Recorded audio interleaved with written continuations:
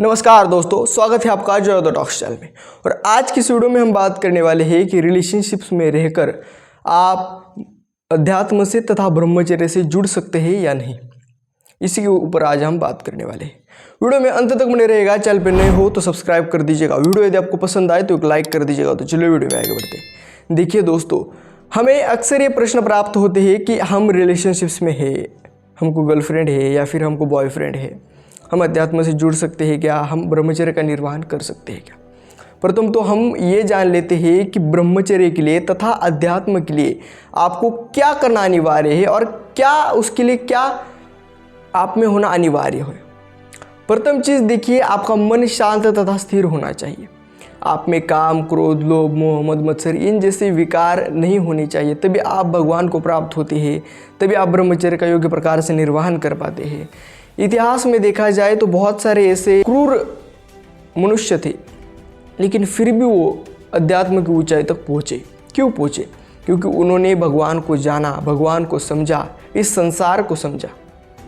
देखिए दोस्तों, वाल्मीकि जी ने रामायण इस महाकाव्य का रचना की है।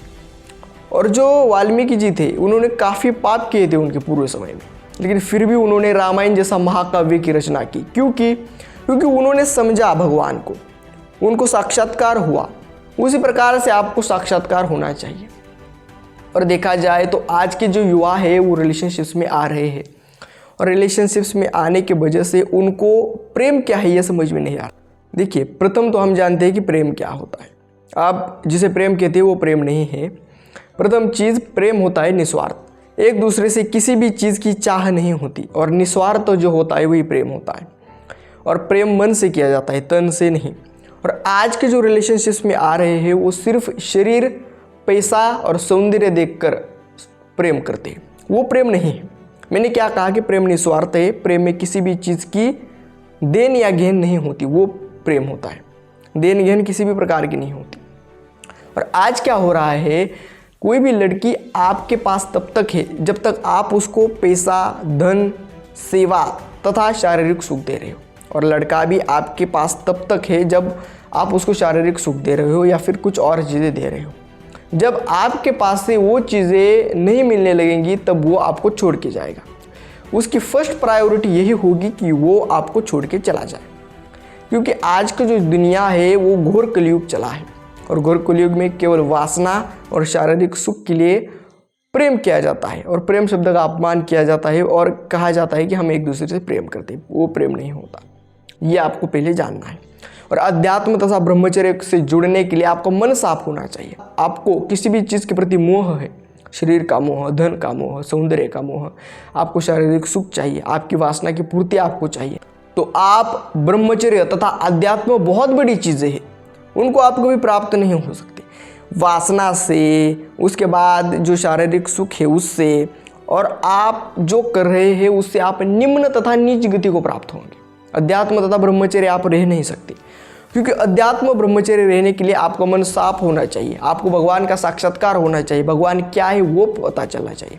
इस संसार में आपसे केवल आपके माता पिता तथा भगवान प्रेम करते हैं। उसके अलावा इस संसार का कोई भी प्राणी आपसे प्रेम नहीं करता।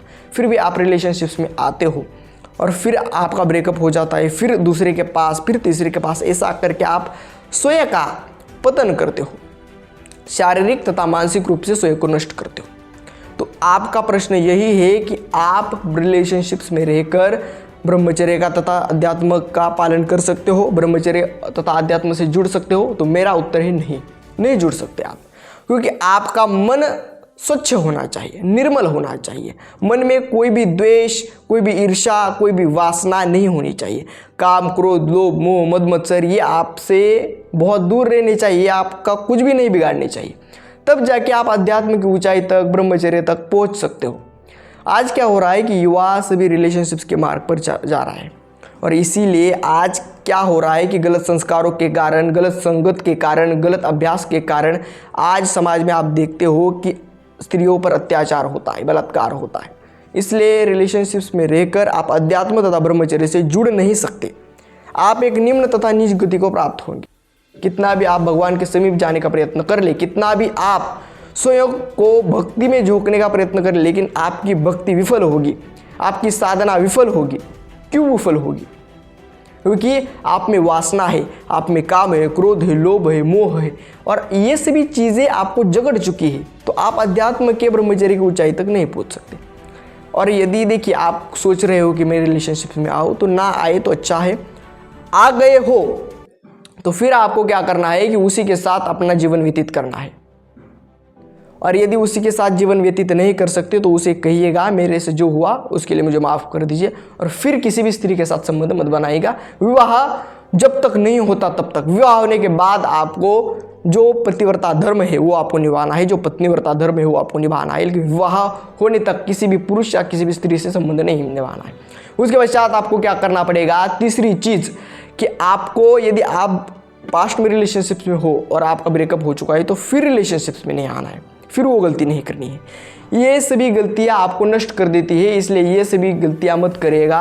और आपको देखिए अध्यात्म के तथा ब्रह्मचर्य की ऊंचाई तक यदि पहुंचना है तो इन सभी चीज़ों से दूर रहना ही अनिवार्य है, आवश्यक है। तभी आप अध्यात्म तथा ब्रह्मचर्य से जुड़ सकते हो, नहीं तो अध्यात्म या ब्रह्मचर्य का विचार आप आपके मन से निकाल सकते हो। आज के वीडियो में बस इतना ही, मिलते हैं अगले वीडियो में ऐसे एक नए टॉपिक के साथ। तब तक के लिए धन्यवाद।